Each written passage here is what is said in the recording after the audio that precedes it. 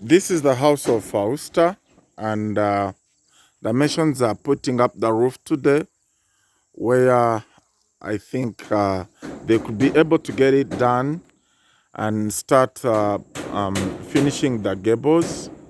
Then probably they'll start working on the floors. They'll start to work on the floors within the next 3 days. And then probably by 15th, not later than 20th, I think she'll be able to accommodate the house. Thank you.